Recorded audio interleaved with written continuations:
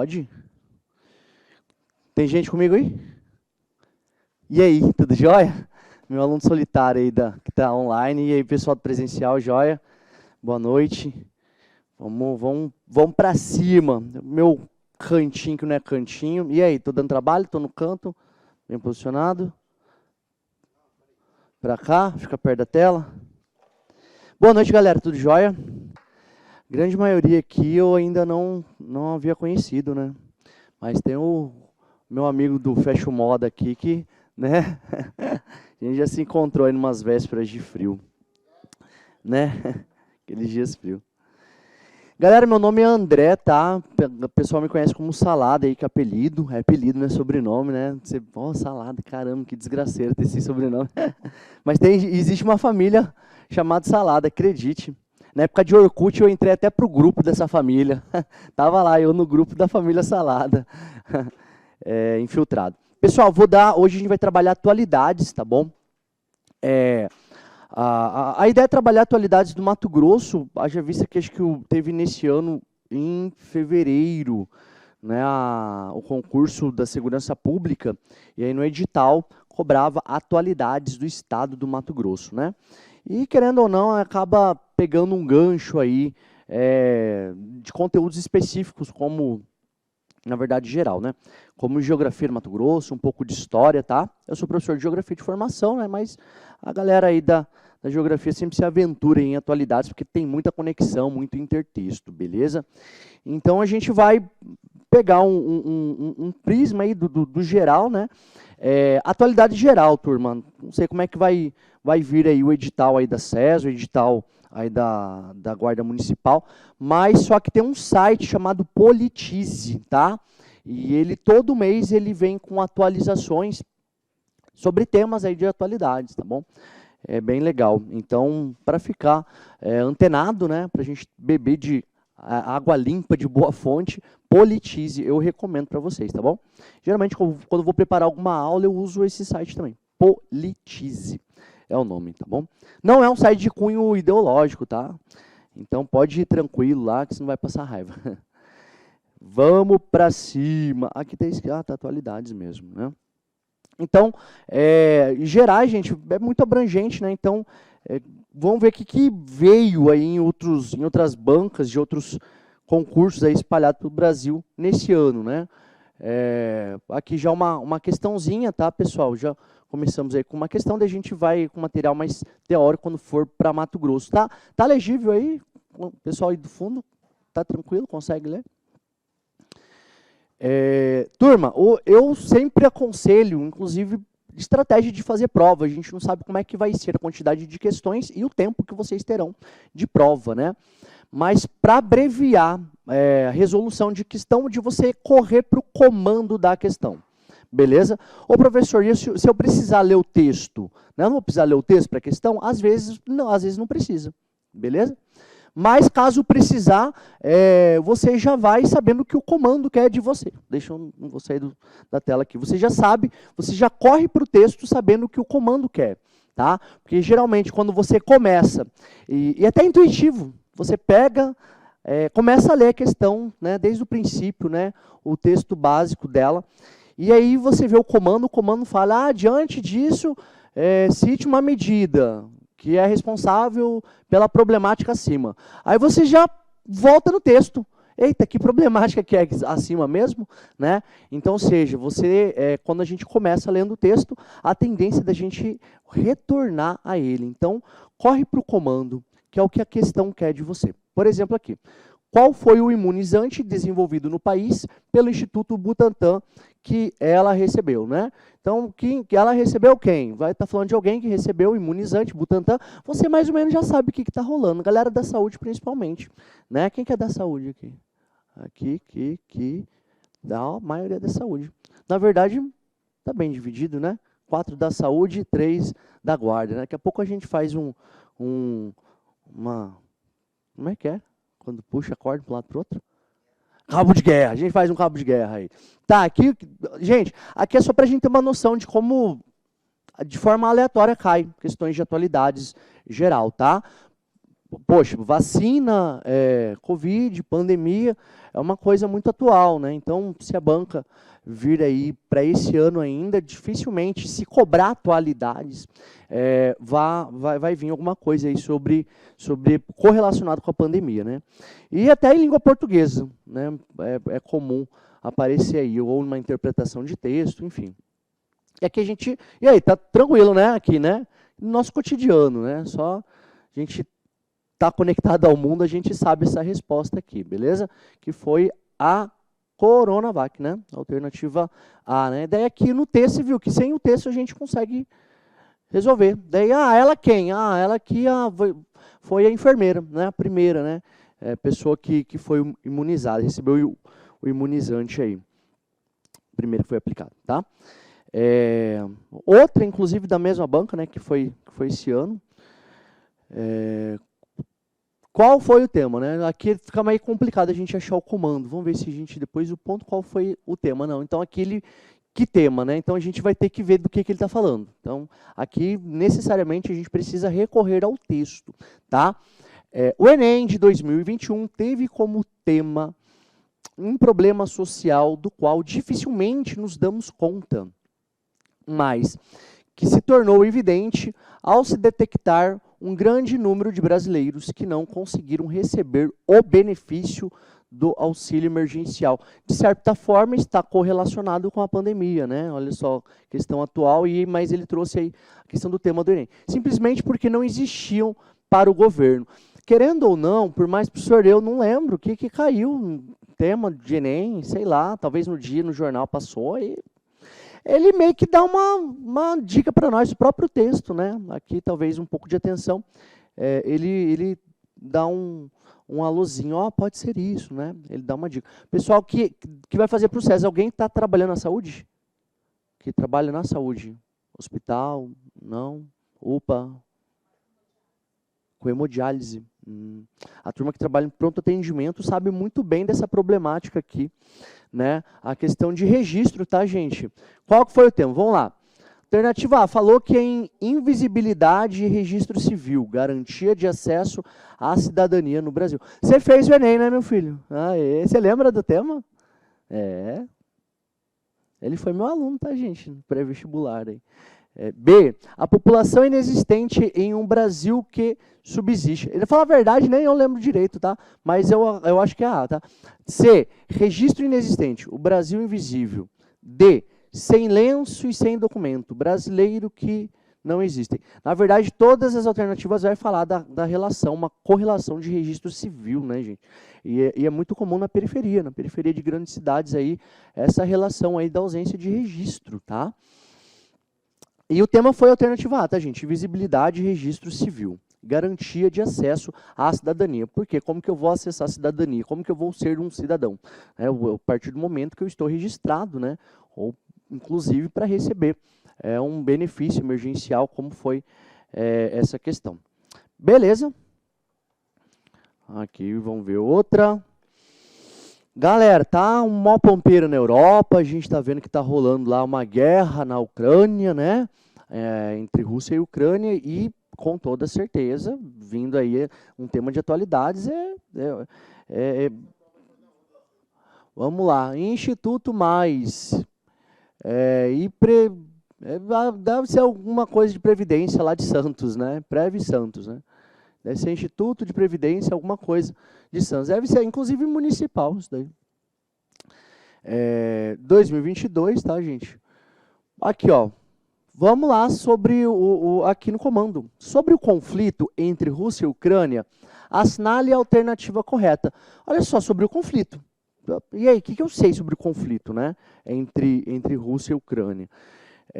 Alternativa A, os russos não admitem qualquer processo que possa levar a Ucrânia a se juntar à OTAN, embora aceitem com certas restrições que a Ucrânia se junte à União Europeia. E aí, galera, essa alternativa aí, vocês acompanham mais ou menos aí? Por que os caras estão guerreando lá? Qual que é o BO lá do Putin? Por que ele ficou...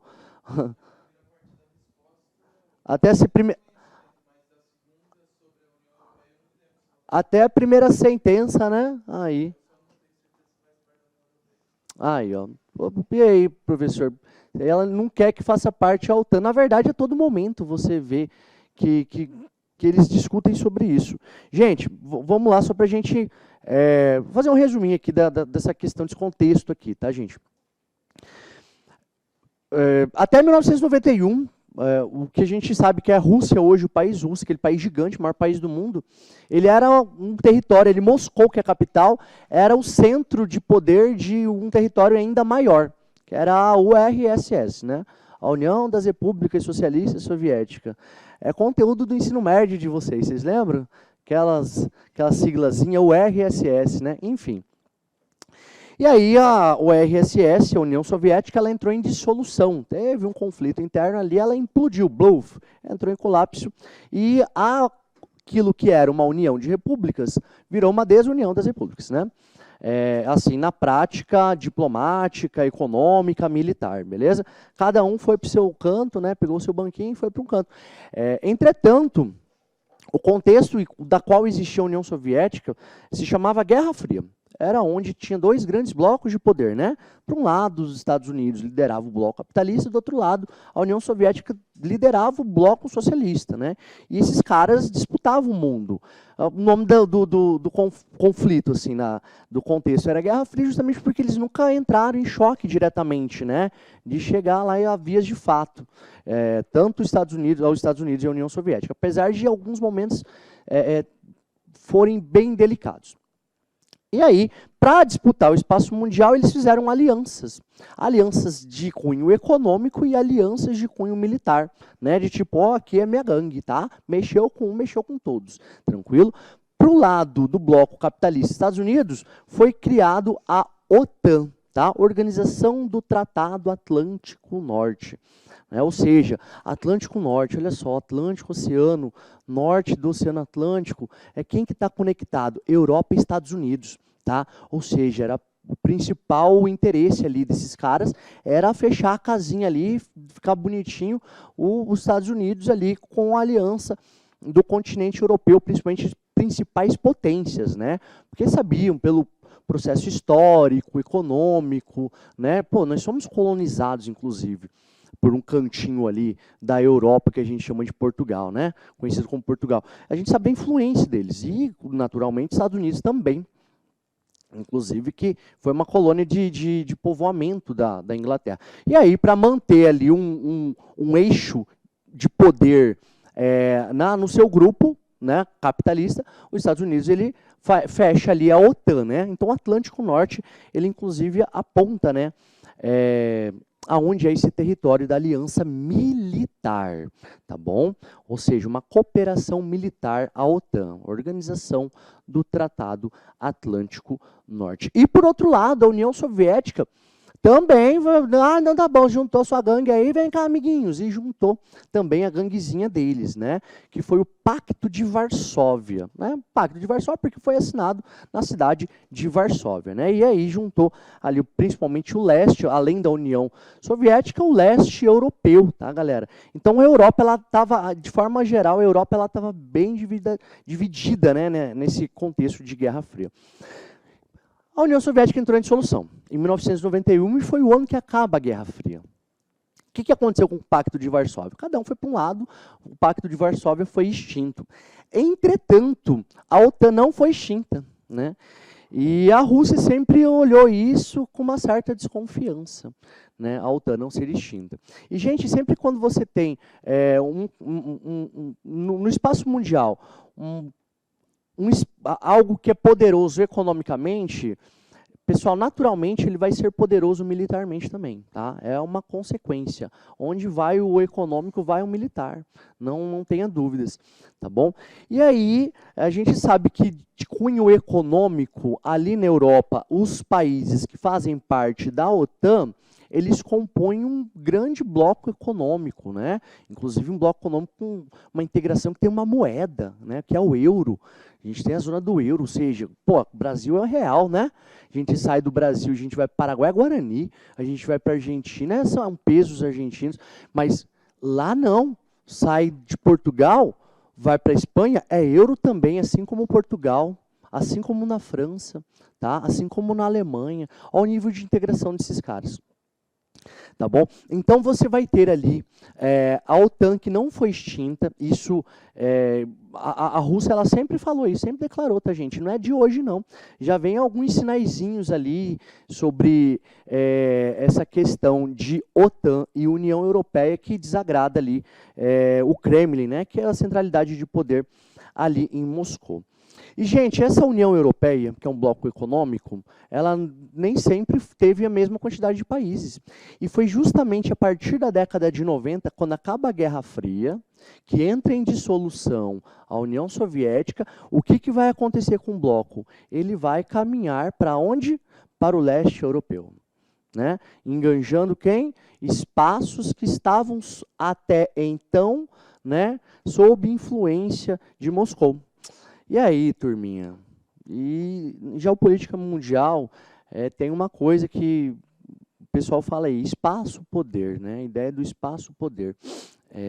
E com isso, né, esse avanço a leste, não só da União Europeia, naturalmente a OTAN, que não foi extinta, ela também começou a aglutinar países ali da porção do leste europeu, tá bom? E daí tem outra questão, não que a Rússia tenha razão, né? Num conflito, gente, que a gente sabe que aquela população que não consegue fugir, que mais sofre, né? Que geralmente é a galera mais pobre que fica lá, que é vítima da coisa toda, né? Que ela, não que a Rússia tenha razão, né? Porque numa guerra, né, na verdade, ninguém tem razão. Mas, entretanto, já havia alguns sinais que poderia acontecer isso, tá bom? Tanto é que tem um pedacinho da Ucrânia que está sob litígio, que se chama Crimeia, é uma região ao sul da Ucrânia. Era um território da Ucrânia, mas só que com uma população ali majoritariamente de descendência russa. Né? O Putin foi lá, fez um referendo, né, organizou uma votação ali indiretamente, com os apoiadores da Crimeia, e aí os caras ganharam lá por proximidade, por 96% ali a favor da anexação da Crimeia à Rússia, tá?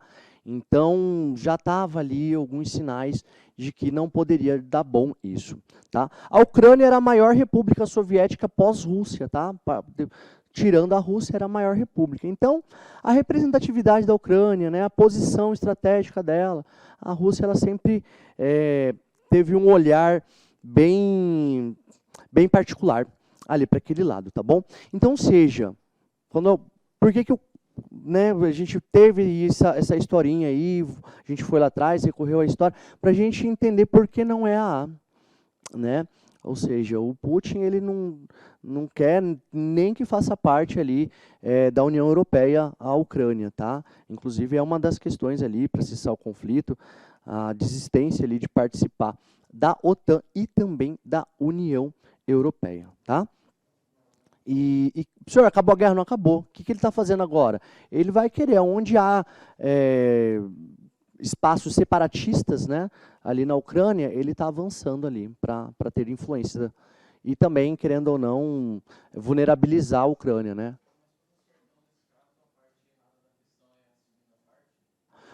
Exatamente, da alternativa, né? Os russos não admitem qualquer processo que possa levar a Ucrânia a se juntar à OTAN. Beleza, até a vírgula, sentença super verdadeira. Mas, depois da primeira sentença, embora aceitem com certas restrições, que restrição? Que a Ucrânia se junte à União Europeia. Tipo, pode se juntar, mas não adota o euro, né? Não, ele não quer de forma alguma. Ele quer manter o espaço sob influência econômica, né? Ou seja, se juntar à União Europeia, perde influência econômica. Tanto é que quando acabou a União Soviética, o Moscou ele criou um bloco econômico. Né? Não era mais o mesmo território, entretanto as repúblicas participaram, a maior parte delas participaram do que a gente ficou conhecido como SEI, né? Que é um bloco econômico ali dessa porção. Né? B. Putin afirmou que pretende retomar o território ucraniano se soldados norte-americanos forem enviados para a Ucrânia. Né? E aí, galera, que aconteceu isso, não aconteceu? Na verdade, os Estados Unidos nunca cogitou em enviar, tá, gente, tropas lá para a Ucrânia. Eles dão grana, dão armas, né? Mas enviar, se envolver diretamente, os caras pisam em cascas de ovos. Não é nem só questão de custo, né? Porque os Estados Unidos ele gosta de gastar militarmente.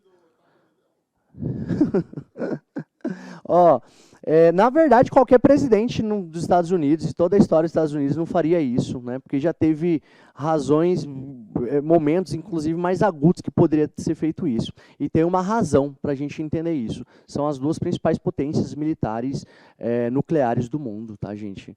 Os caras têm arma nuclear para explodir equivalente a 7 planetas. E a gente só tem um, né? Então, consegue estourar facilzão, tá, gente? A Rússia é o país que tem o maior número de ogivas nucleares, né, do mundo. E a ogiva, a bomba nuclear mais potente, já testada, é deles, né? Apesar dos Estados Unidos também ser uma grande potência nuclear. Então, os caras evitam isso, né, para não ter um choque direto. Evitou na Guerra Fria inteira. Agora nem cogita, tá bom? Tanto me manda avião aí. Hoje estava lá, né, o presidente da Ucrânia falando, manda avião aí, França e tal, ô Alemanha, eu quero mais armas. Eles até limitam que tipo de arma eles mandam para, tipo, putz, essa aqui eu posso mandar para a Rússia não se sentir ofendida, né? Fica ali, né? Negócio bem melindroso mesmo. C. Moscou acusa o governo ucraniano de ameaça em retomar o território da Crimeia, surrupiado pelos russos em 2014. Né? Moscou acusou o governo de ameaça de retomar o território da Crimeia. A Ucrânia nunca assumiu mesmo, tá, gente? Depois da anexação da Crimeia à Rússia. Nunca falou, beleza, eu reconheço, pode ficar aí. Não, a Ucrânia nunca reconheceu isso. D. A dependência que os europeus têm do gás russo é tamanha que as sanções desenhadas pelo governo americano contra os russos, no caso de uma invasão à Ucrânia, não encontram uma aceitação tão fácil dos governos europeus. Galera, isso daqui a gente estava vendo. É o que a gente... A Alemanha mesmo, né? Ela evitava ter falas mais agressivas aí em relação à Rússia. Tava pronto um gasoduto, né? Que é uma tubulação gigante de gás natural. Era só o cara apertar o botão para ligar ela, né? Para ir uma segunda linha de gás até a Alemanha, da Rússia. Né? E aí falaram, não aperta esse botão ainda não, né? Tá tendo essa treta aí, bora resolver. A galera vai olhar com maus olhos para nós, né? Como que a gente vai comprar, aceitar essa nova oferta de gás aí no meio de um pampeiro desse, tá bom? Então, essa questão aqui mostra, né, o quanto é complexo, delicado, como a relação do pisar em cascas de ovos, né? Que a Europa realmente é muito dependente, tá, gente? E, na verdade, o noticiário sempre tratou isso, da ideia da dependência de gás natural, tá? Então, a gente fica com essa alternativa D, tá bom? Europa, a gente está ali em uma área onde a gente sabe que a questão climática nos meses de inverno é mais severa e tal, e o sistema de abastecimento, principalmente residencial, do continente europeu, do urbanizado continente europeu, é sistema de gás, tá, gente? Chuveiro lá elétrico não tem, é só a base de gás, por exemplo. Outra aqui. Então, fiquem espertos que, caindo atualidades aí num edital, Ucrânia deve aparecer, com toda certeza. Deve, com certeza, né? Vamos lá. Olha a próxima. Essa daqui que eu peguei hoje, gente. Por isso que chegou só 1h30 da tarde aí no grupo do WhatsApp de vocês. Né? Quando chegou 1 hora atrás, eu estava caçando essa questão do que concursos. Vamos lá. O Brasil, lembra, galera que chegou agora, a gente começa lendo o comando da questão, porque se a gente precisar correr para o texto, a gente corre para o texto orientado, tá? O que queremos do texto. Por exemplo, vamos ver se aqui vai exigir que a gente corra para o texto. O Brasil, uma das maiores potências do agronegócio global, é muito dependente de... Olha, pessoal, eu não tinha me tocado nisso quando eu separei a questão, né? Eu toquei mais em relação do agro e dependência. Mas, ó, Brasil relacionado, guerra, Ucrânia, né? E no corpo de slide a gente vai ver aí como afetou diretamente o Estado, inclusive por isso.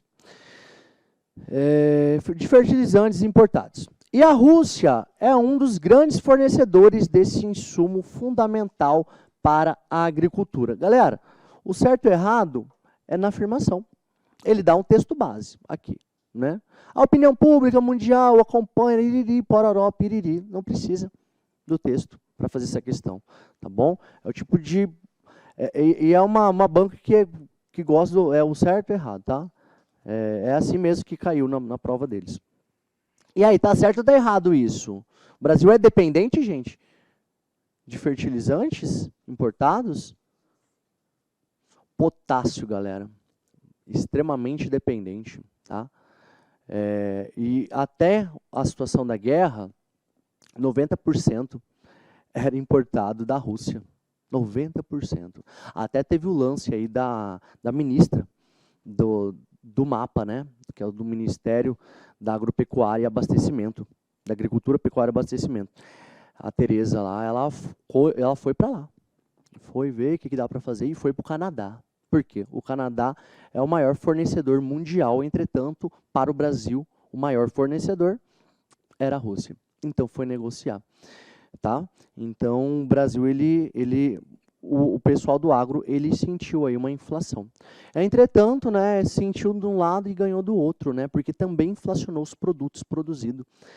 Não foi só o potássio que ficou mais caro para comprar, mas também o que o agro vende também ficou mais caro. Então, ou seja, perdeu ali, mas ganhou muito mais do outro lado, tá, gente? Professor, por quê? Porque a Rússia e a Ucrânia são grandes produtores de cereais, tá? Então, mexe com toda a cadeia de commodities, provocando o inflacionamento de commodities agrícolas, tá? Commodities, pessoal, um conceito que a galera adora colocar em prova. Commodities, né? Deixa eu até escrever, não escrevi nada no quadro. Commodities. Professor, mas o que é commodity, né? Esse conceito bonito que você falou. Gente, commodity é todo produto primário que tem uma demanda global e, naturalmente, a sua produção vai ser em larga escala. Tá? Isso é commodity. Aí a commodity agrícola vai ser esse produto primário que tem uma demanda global de cunho agrícola, das lavouras. Tá? Mas não necessariamente precisa ser agrícola uma commodity, basta ser primário. Por exemplo, petróleo, ferro, né? A carne bovina, né? São todos commodities, assim como a soja, o milho, o arroz, o algodão. Tá? Soja, milho e algodão. Esses três aí tem tudo a ver com o Mato Grosso, tá, gente? Direto vira gabarito em geografia do Mato Grosso. Então tá certo. Certinho, certinho, certinho, tá? Vamos lá, eu acho que esse daqui é o último, da gente já vai... Ah, não, tem mais outra. Pra gente ir pra teoria da atualidades Mato Grosso, tá? Tem uns pontos interessantes aqui do estado. De novo, vamos pro comando. A análise dos resultados dos dados sobre as mortes por Covid divulgados pela Superintendência Regional de Saúde de Montes Claros, né? De Montes Claros, eu ia lá para... Indica o quê? O que a análise indicou? Galera, aí o texto... Você precisa correr no texto, tá? Aí a gente vê lá, tá, o que o texto falou para mim, ó? Dados divulgados pela Superintendência Regional de Saúde, Montes Claros apontam que 65% das 640 pessoas que morreram no norte de Minas Gerais por Covid nos últimos 6 meses não tomaram nenhuma vacina contra a doença. Ainda sobre os óbitos, 24% das pessoas que faleceram tomaram uma dose e 10% já haviam completado o esquema vacinal. De forma geral, o texto, a síntese desse texto está falando assim, ó, não tomou vacina, a chance é maior de morrer, né? É isso. Né? E ele joga as porcentagens aqui para a gente ter uma noção de proporção. Mas e aí, vamos ver que alternativa que vai conseguir replicar o que o texto mandou. Na verdade, aqui vai ser uma alternativa síntese, tá, gente? A maior quantidade de mortes não tem relação com a vacina. já que diz respeito a não vacinados. E aí, o que vocês acham dessa alternativa? Galera, o que seria maior quantidade? Maior quantidade é a maioria. 50% mais 1. 65% é maior quantidade. Tranquilo? 65% tomaram vacina? Não. Morreram, não morreram? Morreram. Então, essa alternativa, ela fala assim, meio que, né, não usa muito palavras bonitas, né, não enfeita, mas não falou nada de errado, quando a gente se baseia no texto. B. A vacinação contra a Covid no norte de Minas Gerais tem contribuído para reduzir o número de mortes. Galera, deixa eu ver aqui qual que é. Indica aqui, a maior quantidade de mortes não tem relação... Ah, não! Não tem relação com a vacina. É aí que é o negócio. Né? Claro que sim, tem relação, porque não tomaram a vacina. Tá? É isso. B. Agora sim, olha B. Entenderam que eu buguei, né? Que eu dei uma bugadinha. Mas voltei ao normal.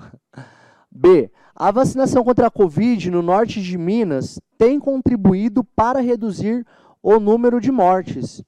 Bom, se o que morreu, que tomou o ciclo completo, foi só 10%, então, ou era não um ciclo completo ou não vacinado, quase 90%, a vacina contribuiu para reduzir o número de mortes. De boa. Leva a entender isso, gente? Sacaram aí o esquema?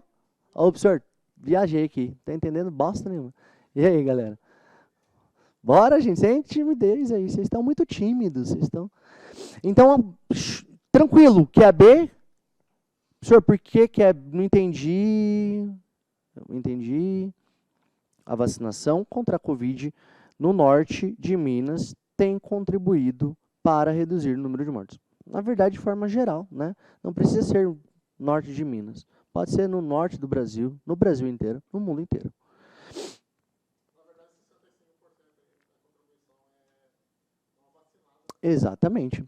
Se os 65% da galera aqui, 65% que morreram não tomaram nenhuma vacina, quer dizer que os que vacinaram, né? Muita gente se safou por ter vacinado. Logo, a vacina contribuiu para a redução. C. As mortes por Covid-19, vamos deslegitimar as outras alternativas. As mortes por Covid-19 na região atingiram de forma integral grupos de pessoas negacionistas, né? Poxa, integral, né? Gente, quando a alternativa generaliza, muitos corre dela, tá? D. As pessoas com o ciclo de vacinação completo podem ser liberadas de manter as medidas sanitárias. Pessoal, haja vista o contexto da questão, tá? Isso aqui deve ter sido janeiro ou fevereiro, beleza? A gente sabe que, querendo ou não, todo mundo aqui sem máscara, eu sem máscara, falando, jogando um monte de vírus para vocês aí. Mas a maior chance é de hoje, haja visto o contexto, né? Vai estar circulando mais o da gripe, né? O vírus da gripe. Estadual, gente, esse daqui é bem legal, apesar de ser do Acre, mas o tipo de questão. Atenção, coloca esse amarelinho para eu não esquecer de falar isso para vocês. Não despreze nenhum elemento. Turma, o gabarito dessa questão está nela mesmo. Professor, como assim? O que essa questão quer de mim? Vamos lá. IBA, 2021. Em 2014, quando houve enchente, aqui tem o texto tá junto com... Ah, tá. Aqui, ó, o comando. Não. Tá. Aqui é o textinho comando junto. Em 2014, quando houve a enchente, a rodovia BR-364 ficou intransitável por semanas, provocando o desabastecimento no Acre. A obra que demorou 7 anos para ficar pronta, agora reduz a travessia do Madeira de 3 horas para 1 minuto. Né? Pô, atravessava como então antes? Isso, essa é a questão. Com a obra pronta, o Acre o quê? Ixi, professor, pô, tá de sacanagem o Acre o quê? E aí, Malemar, tô manjando aqui do Mato Grosso, que é gigantão aqui, difícil de entender, e Acre, né? Vocês vão saber, tá, gente? terá ligação ferroviária com o Peru e Bolívia. Cara, ele está falando de rodovia, né? Alternativa aqui. B. A B. Terá ligação ferroviária com os estados de Rondônia e Amazonas. C. Estará diretamente ligado ao Oceano Pacífico por rotas fluviais. Cabuloso, né, o negócio aqui. D. Não, essa questão, mas só que aqui eu peguei ela justamente, gente, ela tá, né, grosseirona, né? Mas é por causa que, às vezes, o seu gabarito vai estar num detalhezinho ali, para você ficar esperto nisso. D. Terá ligações rodoviárias com o restante do país sem a necessidade de balsa. Ou E. Estará diretamente ligado ao Oceano Atlântico por rotas fluviais. Tá? Ó, essa C aqui, que a galera até deu risada aqui, ó, ligado ao Oceano Atlântico, ao Oceano Pacífico, por rotas fluviais. Galera, o Oceano Pacífico é como se o navio fosse subir a Cordilheira dos Andes e descer ela, né? Ou seja, é um navio drone, tá ligado? Os caras já estão na frente aí do seu tempo. Conseguem ler isso daqui? A fonte da imagem estava na prova, galera, exatamente assim. Olha a fonte, www.1.folha.ua, piriri, pororó, mercado, barra, aí ó, o nome da matéria. O título dela, geralmente, está no final da fonte, quando a gente copia e cola link e manda nos grupos, né? Ponte que diminui de 3 horas para 1 hora, acesso do Acre ao restante do país é inaugurada. Viu só que top? E teve gente que errou, tá? Senhor, como é que você sabe? Sei lá, porque sempre tem. Sempre tem gente que erra. Então, fiquem espertos, tá, gente? Fonte é bem legal. A fonte, às vezes, aqui tá o gabarito na fonte, mas, às vezes, é a síntese do que você não conseguiu entender no texto, que você precisa entender, tá? Fiquem espertos na fonte. Então, beleza? Qual que é a alternativa? Ligação aqui. D. Terá ligação rodoviária com o restante do país, sem a necessidade de balsa. Por isso que era 3 horas, balsa, gente, atravessando o Madeira, velho, gigante, um afluente da margem direita do Rio Amazonas. Pronto. Aí a gente vai para o nosso Mato Grosso. E aí, o que está pipocando no estado do Mato Grosso? Aí um pouco de atualidade, que seja estrutural, que atendem que é algo que não vai mudar assim tão cedo, que a gente possa utilizar um concurso que seja esse ano que vem, ou daqui 2, 3 anos, tá? Então, são temas mais estruturantes, tá, gente? Uma dica, em atualidades, causa-consequência. Ele trouxe o fato, o gabarito ou vai ser na causa ou na consequência. Ele vai te pedir uma causa ou vai pedir uma consequência. Geralmente vai estar associado a isso, tá? Ali, ó, qual que é a consequência da ponte? Reduzir o tempo, ligar ao Brasil, né? O sei aí, sei. E aí, no Mato Grosso, cara, o fruto do espaço mato-grossense, hoje, o Mato Grosso é consequência, né? Hoje, o Mato Grosso, ele é consequência disso, do avanço da fronteira agropecuária. E todos os temas, os tópicos, tá, que estão associados à atualidade do Estado, ele está correlacionado a essa causa, tá bom? As questões urbanas, as questões industriais, as agroindústrias, tá, gente? Né? Ou seja, de você transformar aquilo que você está produzindo no campo, tá? Avanço da fronteira agropecuária, pessoal, nada mais é que esse avanço da produção aí no estado do Mato Grosso, que foi muito rápido e é recente. Década de 70. Década de 70 ajuda a responder muita coisa do estado do Mato Grosso, tá? Inclusive, foi a última definição territorial do estado, justamente na década de 70. Foca no 7 aí. Década de 77, onde teve aí a dissidência, né, dos rebeldes do Sul, né, a divisão do Estado, foi na década de 70 também. Tá? Repete o 7. Se a década de 70 é importante, não vamos economizar no 7, divisão do Estado, 77, tá? Década de 70, 77, véspera aí de um feriado nacional, e que é uma data duplamente comemorada, por ser um feriado nacional religioso, e também o Dia das Crianças, na véspera. Beleza? 11 de outubro de 77. Beleza? Foca aí no macetinho.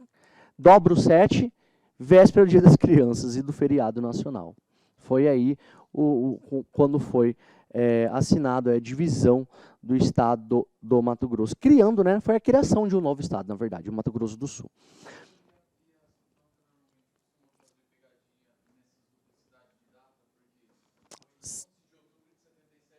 79 de 79.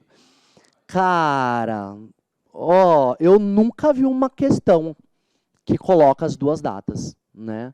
Tipo, ó, assinou em 77, mas o pau começou a torar mesmo em 79, primeiro dia de 79. Nunca vi, né? Eles fazerem isso. Mas é bom ter essa noção, né? Aí você vai com o que a questão pede. Se eles vacalharem, recurso neles, né? Me enganando ser trouxa, né? Vai lá. Urbano, indústria, energia, questões ambientais, transportes, né? Então, são grandes subtópicos aí que mexem com o espaço do Mato Grosso, com as questões atuais do Mato Grosso, que é tudo decorrente aí do avanço da fronteira agropecuária, urbano, novas cidades, indústrias, agroindústria, energia para atender tudo isso, e energia a partir disso também, tá, gente? Agroindústria de combustível, né? Por isso que é baratíssimo o combustível para nós. O álcool tá 5, porque tem... Já tá 5. O álcool? Não, esse é outro álcool, esse é o litrão. Calma lá, devagar. É o litrão, calma. Questões ambientais também, tá, gente? Se for uma UFMT, gurizada, pode focar. Ela bate de luva de pelica em questões ambientais. Eles adoram. Pá, e aí, o meio ambiente, cerrado. Eles vêm com tudo. É bom ficar ligeiro em questões ambientais, tá bom? E transportes, né? Novos meios de transportes aí, como um monte de projeto ferroviário está rolando no estado, né? Inclusive o primeiro projeto de ordem estadual do Mato Grosso, está aí. Em estudos de viabilidade, não sei o que lá e tal, mas já está assinadinho aí, orçamento separado e tudo mais. Tá bom? Tudo para quê? Atender o avanço da fronteira agropecuária, tá? Produção no campo. Aí a gente vai com alguns recordes de notícia, tá? E a gente traz aí um pouco da discussão dela. Mato Grosso está a caminho de mais um recorde, né? Isso aqui é normal, a gente vê todo dia, a gente... Recorde. Só a Guinness Book, galera, assinando, né? De produção de soja. 39,5 milhões de toneladas. E é disparado o maior produtor, né? Do Brasil, né? De soja. E o segundo maior produtor, adivinha? É a galera. O estado da onde veio a maior parte dessa galera que veio produzir. Qual que é o estado? Tipo, década de 70 também, que veio muita gente da região sul para cá, mas tem um estado que vai pegar a maior parcela desses migrantes. Olha lá. Adoro usar Sinop como exemplo. Pô, na verdade, hoje Sinop é a terceira principal cidade do estado. Ultrapassou em importância Tangará e ultrapassou também Barra do Garças, que até uns 7 anos estavam acima dela na hierarquia do estado. Tá?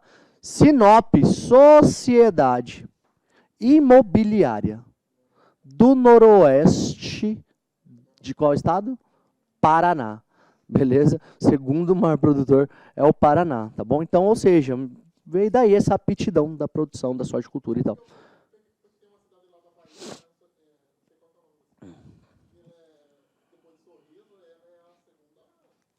Não, sim, é a nova fronteira, né? A gente chama... Teve o avanço? Teve, não parou, continua. A nova fronteira, nós somos da fronteira agrícola da década de 70, da década de 90, dos anos 2000, é essa galera aí, o chamado Matopiba, que é a sigla dessa turma, né? Já não é Mato Grosso, tá? Mas aqui, Matopiba. Eu não sei por que eu estou escrevendo tudo assim, eu já estou torto, né? É para cima, pessoal, vamos para cima. Ó, Maranhão, Tocantins, o quê? Piauí, é tudo inicial, gente.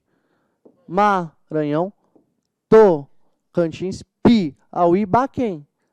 Pronto, né? São os estados que recebem hoje o avanço da sojicultura, o avanço da fronteira agrícola, tá? Principalmente a soja. Daí por isso que você vai ver uma galera. Tem uma famosíssima Imperatriz do Maranhão. Mas ela vem ser a sétima, essa Imperatriz aí. Tá dando uma olhada até essa semana aqui. Vem Sorriso primeiro, essa da Bahia, aí vem Lucas de Rio Verde, vem Querência, outra lá. Ah lá, decorou o ranking, gurizão. Você tá negociando soja aí na bolsa de commodities, né? Aí, pessoal, não vamos falar mal de soja não, que a gente tem um sojicultor na sala. Olha lá. Mas é isso aí, ó. Recorde, né? Olha o tamanho do nosso estado, né? E aí, quando a gente tiver um encontro de geografia do Mato Grosso, para o pessoal, a maioria que não teve aula de geografia comigo, né? Vocês vão ver uma unidade de relevo, o Planalto do Parecis. É ali que está rolando o pampeiro, tá? É no topo dos planaltos. Vamos lá, mas a produção de soja de Mato Grosso deve bater o recorde de 39, notícia de 8 de fevereiro de 2022, né? 39 toneladas, safra 2021-22. Estimou nesta, né, ontem, acho que no que eu recortei, não sei porquê, 7, o Instituto Mato Grossense de Economia Agropecuária, IMEA. Gente, questão de produção agrícola, as fontes, tudo aqui, ó. Pô, eles que fazem o levantamento, o IMEA. Tá?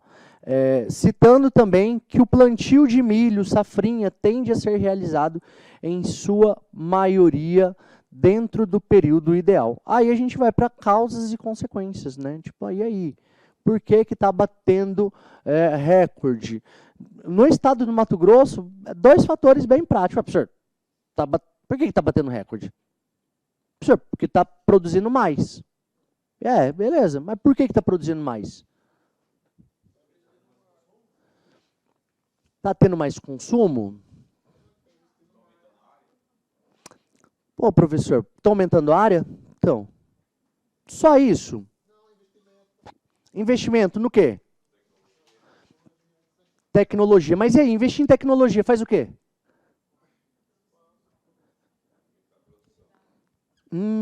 Saiu. Quem foi? Cadê?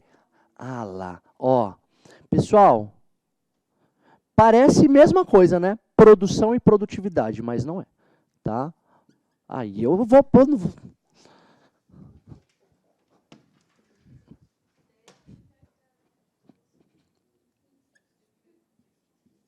Produção.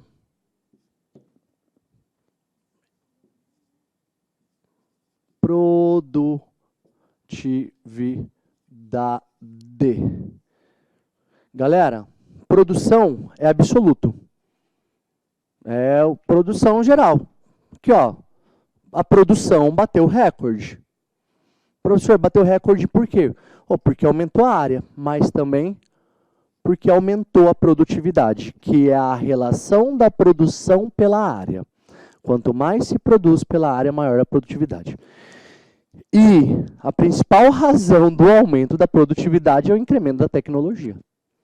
Avanço nas pesquisas aí de semente, de defensivos e o uso de tecnologia, de ter drone, por exemplo, mapeando. Por que você não cresceu, bichinho? O drone lá e saber quanto que vai precisar o pivô jogar de água ou colocar algum outro ingrediente ali para crescer ela, beleza? Então, o campo no estado do Mato Grosso é um campo amplamente moderno, mecanizado, tecnificado, tá? E aí, nisso, a gente já percebe que, tipo, poxa, se é tudo isso, tem um monte de maquinário, e aí ele vai demandar muito ou pouco mão de obra, força de trabalho. Especificamente no campo, pouca. Entretanto, a pouca que precisa, qualificada. Tá? Mas também ele demanda de uma porrada de serviços. Quem que vai consertar o drone que quebrou? Né? Quem que vai dar aula para o filho de quem consertou o drone? Quem que vai cuidar da saúde, né, de quem dá aula e de quem consertou o drone e do filho dele? Né? Ou seja, você, a partir disso, você vai ter uma gama aí de necessidade de serviços, tá? Associados de forma direta ou indireta. Ah, ó o recorde. Toma. Mais recorde, gente. Mato Grosso registra embarques recordes de carne bovina em fevereiro. Amanhã eu vou estar num aulão aqui. Eu vou até trazer essa notícia para eles. No aulão pessoal do Indeia. Galera que quer cuidar disso daí. Em fevereiro, diz o e-mail aí, ó. De novo, eles trazendo a notícia, eles fazem levantamento, tem um monte de gráfico lá. Facinho, bom para você montar a aula. Em fevereiro de 2022, o Mato Grosso alcançou o volume recorde. Eu vou pegar volume recorde de carne bovina exportada ante o mesmo período dos anos anteriores. O principal protagonista desse resultado foram China, Egito, Emirados Árabes Unidos e Estados Unidos.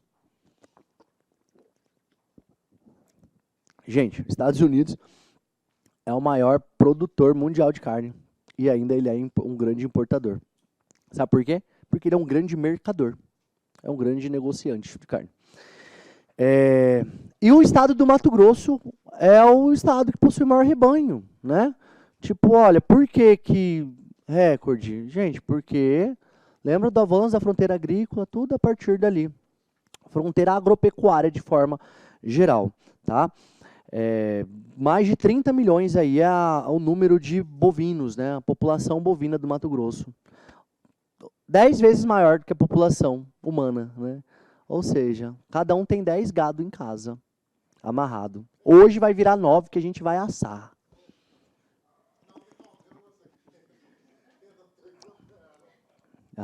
Você trocou por ações ali na Bolsa de Commodities de soja. Investiu lá em Imperatriz do Maranhão, beleza? Ó, galera, e aí, essa situação, professor? Pô, bateu recorde porque produziu mais? Aqui tem uma questão, algo bem peculiar. A gente está vivendo de uns 2 anos, sei lá, para cá, de uma escalada do preço da carne, né? Devia ter uma foto, tipo, 2019, quanto que a gente pagava num contrafilé? 20 conto? Era 27 já? Não, 2019 não. 2019 pagava 19. Ah lá. 3 anos, 100%, né? No... Bife de contrafilé. Aí, ó. Bife de contrafilé, né? A gente... Não, isso daí mexe, né? A gente mudou ali, né? Foi trocando as proteínas, né? Até chegar, né? E não ter mais pelo que trocar, né? Estamos no ovo, o ovo tá caro. Mas e aí? A gente vê que... Professor, por que subiu o preço da carne, né? Gente, de forma geral, porque a carne é uma commodity. E a commodity, ela é negociada em larga escala. Se ela é negociada em larga escala, a cotação dela vai ser em larga escala. Tá? Ou seja, o preço da carne é em dólares. É por isso. É porque você está pagando em dólares. Beleza? E qualquer coisa no mercado que aconteceu, alguém deixou de produzir, alguém consumiu mais, mexe com a cotação e impacta diretamente. Preço da nossa moeda em relação ao dólar mudou? Mexe com a carne também, né? Na verdade, esse foi o grande fator. Desvalorização do real está associado, né? Ruim para nós, mas é bom para quem vende, né? Que agora ele vai ter uma boa saída do produto. Tá? E aí, a questão da China, não sei se vocês se lembram, a China, ela utilizou, no ano passado, de uma barreira sanitária para romper, por um período, temporariamente, a importação de carne do Brasil. A China que é E o Mato Grosso é o principal fornecedor de carne bovina brasileiro para a China. Tá? Então, olha como que a gente está amplamente ligado. Então, a China parar de comprar, o que aconteceu com a carne? Ah, professor, um grande mercado. Então, até teve uma quedinha, assim, mas não teve lá muita queda, sabe por quê? Porque os caras seguraram, conseguiram estocar. Né? Grandes plantas frigoríficas conseguiram estocar essa carne. E aí, quando reabriu o mercado para a China, o que aconteceu? A China estava com um tempo sem importar, o Brasil com um tempo sem exportar para eles, juntou a fome com a vontade de comer. Então, e por isso que esse recorde aqui está muito associado a essa questão pontual, tá, gente? Que aconteceu aí no começo do ano, voltou a importar. E aí, qual que foi a doença mesmo que eles acusaram, que a China acusou? Que na verdade teve, vaca louca, né? Teve 2 casos de vaca louca no Brasil. E aí? Mas, pois é. Não, mas no mercado global, os caras não deixam passar nada, não. Fica qualquer BOzinho. Produtores de Mato Grosso já sentem um aumento no custo da produção devido à guerra na Ucrânia. Aí é a questão que a gente falou. Aqui ele fala a relação do potássio. Só me avisa qual o tempo de vocês. É 8h20, né? 8h30. Que horas que vocês saem? 8h20? Tá. Tá tranquilo. Produtores de Mato Grosso já sentem um aumento no custo da produção devido à guerra na Ucrânia. Custos com insumos aumentam e produtores seguram venda de grãos. Guerra no leste europeu, 2 grandes produtores de grãos, trigo, Rússia, milho e Ucrânia. Estados Unidos se preparando para a safra agora. Preço do milho bastante pressionado. No mercado internacional, chance de expandir a sua área de milho, redução na área de soja. Aqui, gente, aqui na verdade é um efeito cascata. Um acontecimento que vai mexer com todos os outros acontecimentos e vem parar aqui para a gente. Né? Primeiro, a guerra. Aqui a gente vê que as consequências da guerra diretamente na questão produtiva no estado do Mato Grosso. Tá? Aumentou o custo porque a gente teve uma disparada aí do aumento do potássio, né? Que é um grande fertilizante aí utilizado nas lavouras aqui no estado. Nesse solo nosso, no latossolo, né? O famoso latossolo. Aumenta aqui. Aí aqui mexe no mercado de commodities porque o trigo está em guerra lá, a Rússia e a Ucrânia. Tanto é que estavam falando, olha, a Ucrânia quer tomar aí toda a região portuária ali justamente para represar o escoamento da produção ali na Ucrânia, tá, gente? Tanto milho como também trigo. Ele é um grande produtor de milho, mas também é um grande produtor de trigo, aquela galera ali. Né? O trigo está mais associado a um clima mais ameno, né? Temperaturas mais brandas. Tranquilo? Diminuiu a oferta de milho, diminuiu a oferta de trigo. O que vai acontecer com o preço? Sobe. Né? Redução da oferta, a demanda estabelecida lá em cima. A gente está falando aqui de produtos primários de ordem alimentícia mesmo, né? O trigo, o milho, tá, gente? Só faltou o arroz aqui para ir pronto, né? Os principais alimentos aí de lavouras. E aí os Estados Unidos, ó, como isso afeta onde? Nos Estados Unidos, que se prepara para a safra agora. O preço do milho está lá em cima, o que os Estados Unidos vai fazer? Poxa, em vez de eu produzir uma soja, eu vou produzir mais milho.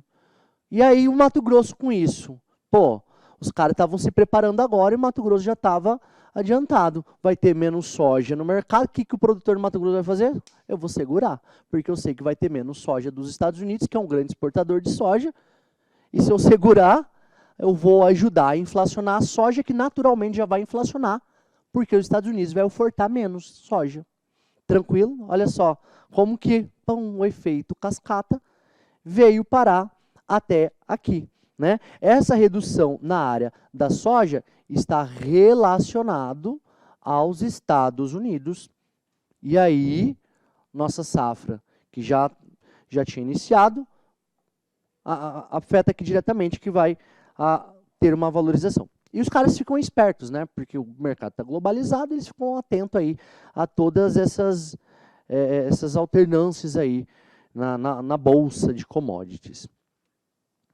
Então, produtores já sentem um aumento, entretanto, eles vão ter ali, vão pegar legal aqui essa valorização, essa inflação da soja. Aí, questões ambientais. Vejamos que a gente foi passando, né? Pelos temas que está relacionado. Gente, aqui eu não sei porque que eu não coloquei. É porque a gente vai ver em geografia, tá? Mas, ó, as questões ambientais que pega muito no nosso estado, o Pantanal, particularmente, a gente sabe 2020, né? O que aconteceu, né? Mas ele já vinha sofrendo, né? Algumas questões de ordem ambiental. O Cerrado, que é o palco, né, desse avanço da fronteira agropecuária, né, sendo literalmente cerrado.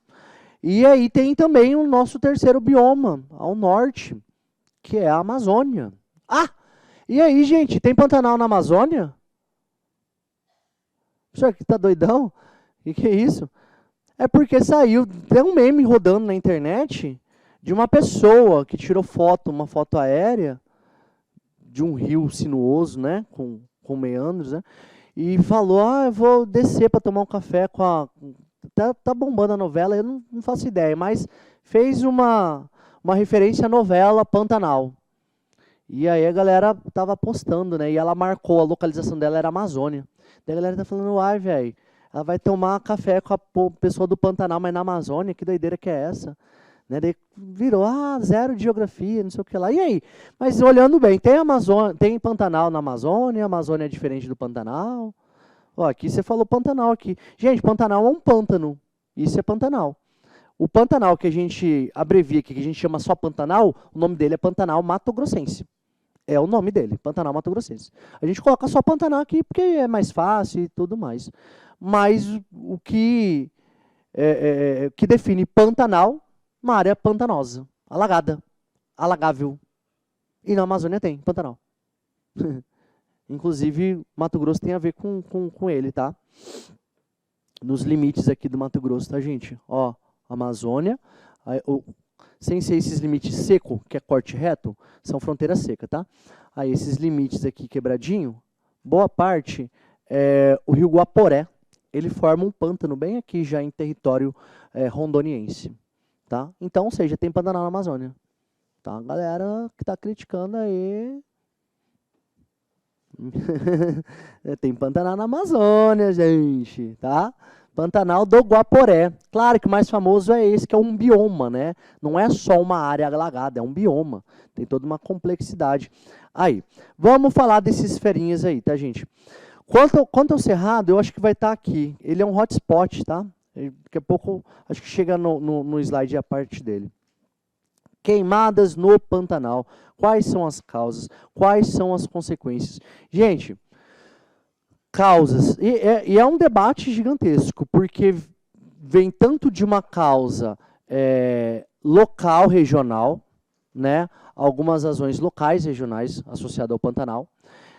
Há causas de ordem nacional e há causas de ordem global. Tá? A gente está vivendo aí um monte de coisa diferente associada ao clima, né? Isso daí é o que o pessoal chama de mudanças climáticas. Ou seja, é uma das causas associadas à queimada no Pantanal, tá? As mudanças climáticas, tá bom?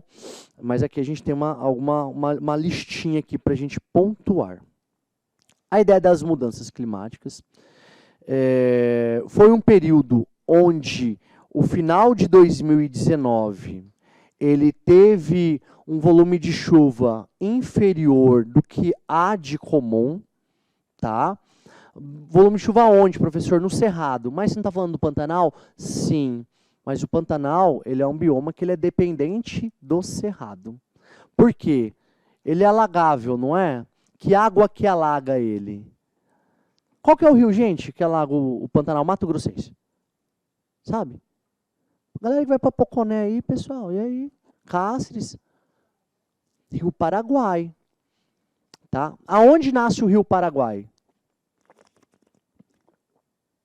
Tem alguém de Diamantino, Nortelândia, Alto Paraguai? Aqui? Não, né? Ó, até é macetinho para saber a região das cidades. Tem uma porrada de cidade que o nome está associado ao rio. Ó, como a cidade de Alto Paraguai. Senhor, tá no alto do Rio Paraguai? É, no Alto Curso. Alto Curso é perto da nascente, onde ele nasce. Porque rio nada mais é água escorrendo, da parte mais alta para mais baixa. Então, o Alto Paraguai é ali onde nasce. E o Alto Paraguai está numa região de cerrado. Então, se reduz o volume de chuvas no cerrado, vai reduzir a área alagada do Pantanal. Tá bom? Vai reduzir a área alagada do Pantanal, você vai ter aí mais material inflamável, porque vai secar boa parte ali da vegetação. Tá? E isso potencializa uma situação de queimadas, tá bom? Então, os rios com baixo nível, justamente por causa dessa vulnerabilidade que o Pantanal tem associado ao cerrado, tá? E aí a gente tem algumas áreas que é a galera que mete fogo mesmo, tá? Inclusive já teve investigação e tudo mais, e aí viu que esse grande incêndio que teve no Pantanal em 2020, ele foi provocado, não foi um acidente, foi um fogo provocado. E é muito comum, tá, gente?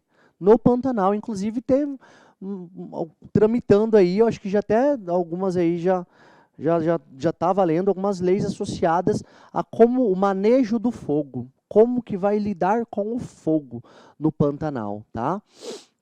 E tem muita gente que acaba metendo fogo ali e não de um fogo controlado, um fogo com estudo, tá? E aí foi uma das situações.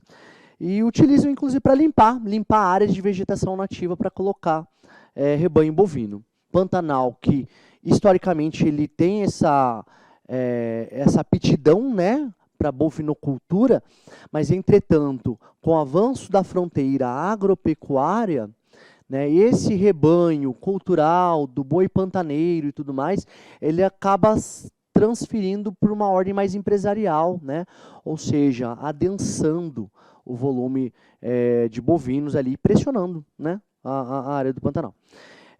Ou seja, e questão de impunidade, tem algumas reportagens aí que mostram lá que nos últimos anos, muitas denúncias, mas zero ali de punições, né, de multas que realmente se converteram.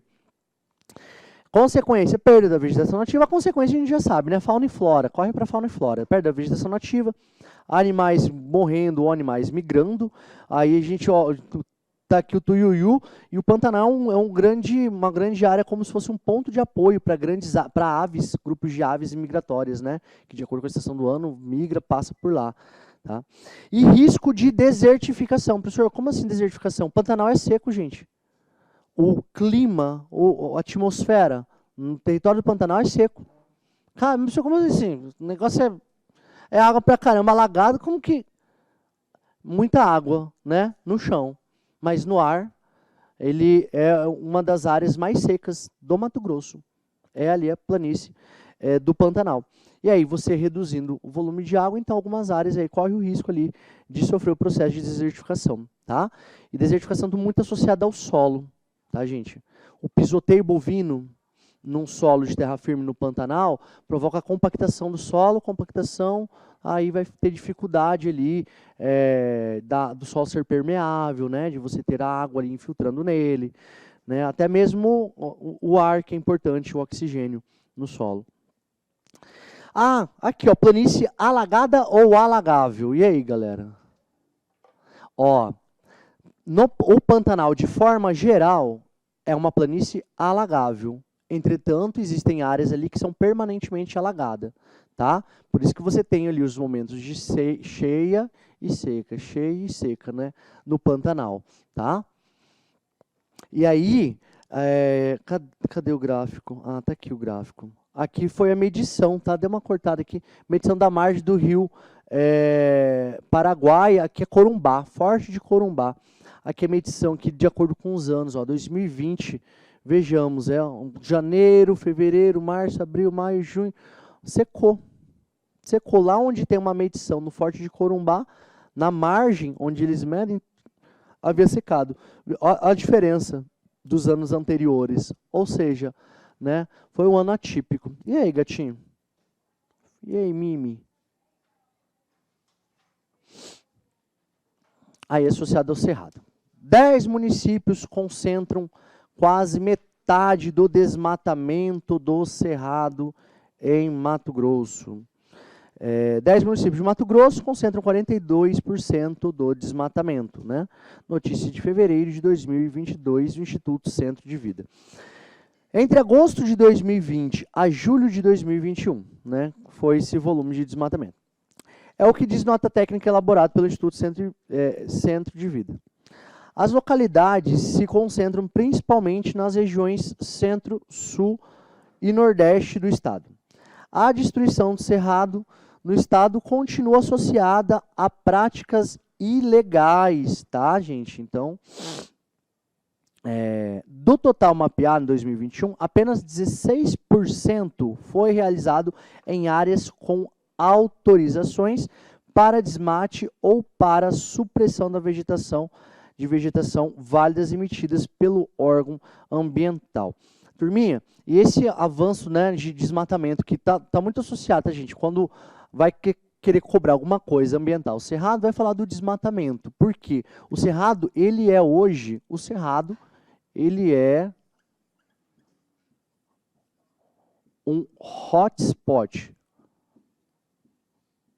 né? Hotspot, né, tá no inglesinho ponto quente, né? Ponto quente porque precisa de atenção nesse ponto quente. É uma classificação mundial, tá, gente, de cunho ecológico para um bioma que possui uma elevada biodiversidade, né, com espécies endêmicas que está correndo risco de extinção por causa do avanço da pressão antrópica, ou seja, humana, nesse bioma. É uma classificação mundial. O Brasil possui 2, dos 36 ou 38, não me lembro, 34, 30 e poucos hotspots no mundo, tá? Que é o Cerrado, o Brasil possui 2, que está associado ao nosso estado, e a Mata Atlântica, né? Hoje, já foi do Cerrado desmatado mais do que 50%, dados do INPE e IBGE, tá, gente? Né, então, isso mostra aí esse avanço, né? A Mata Atlântica resta menos de 10% do original. Ah, professor, olha a diferença, né? Poxa, sacanagem colocar o Cerrado aí na mesma classificação que a Mata Atlântica. Ainda tem 50% aí pela frente, professor. Os caras só tem 10%. A grande questão é que a Mata Atlântica, o processo de devastação dela para ter hoje só 10%, existe desde o período colonial, desde 1500, né?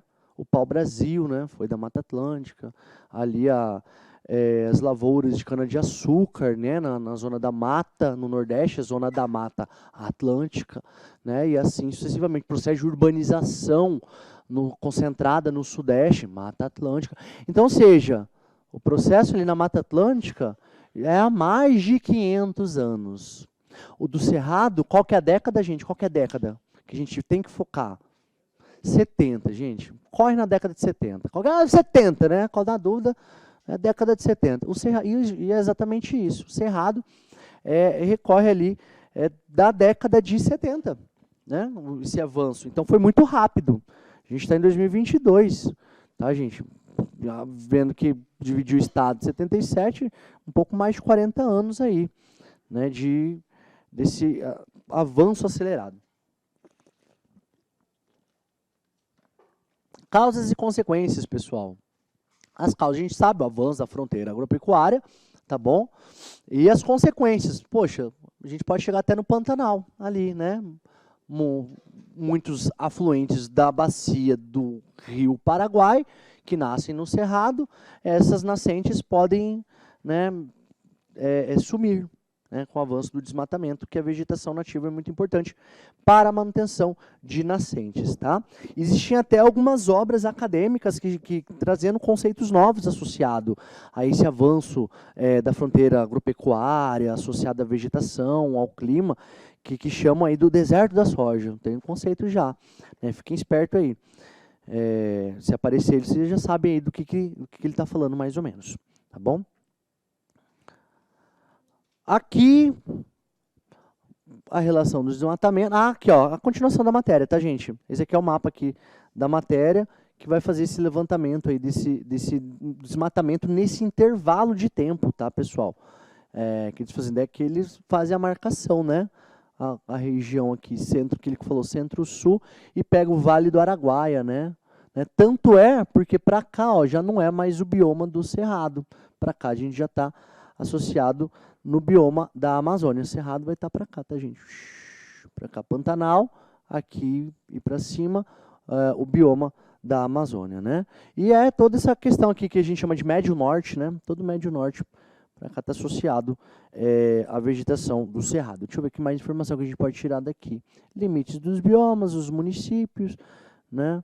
Os imóveis rurais. Então, ó, aqui, galera, bom salientar que ele fala, ele frisa, de ordem ilegal, tá? Esse avanço no desmatamento. Aqui as cidades que ele faz levantamento. A imagem está meio ruim, né? Mas, ó, Cocalinho, Ribeirão Cascalheira, Rosário Oeste, Paranatinga, São Félix do Araguaia, Novo Santo Antônio, Nova Chavantina, Campos de Julho e Araguaiana. Campos de Julho, uma das cidades que mais cresce no estado. Tá? Vamos ver se o IBGE faz se sai esse censo demográfico aí para a gente ter aí a atualização, porque o último foi em 2010, né, e muita coisa mudou aí no Mato Grosso, tá? A gente precisa dessas atualizações, né? Daqui ele, ó, as cidades dele coloca, ele faz uma classificação dos imóveis, né? Imóvel rural cadastrado, né? Aqui, ó, Cocalim que vai ter uma grande proporção, o restante você vai estar associado a assentamento, imóvel não cadastrado. E você vê, ó, terra indígena, né? Que é muito discutido. Terra indígena acaba pegando a menor parte, né? Então é onde tem a tendência de ter as vegetações mais de pé aí, associado ao cerrado. E aí? Que horas são, gente? 8h20? Bora tomar um cafezinho? Molhar a palavrinha, tomar um cafezinho e voltar para a gente fazer esse batidão final?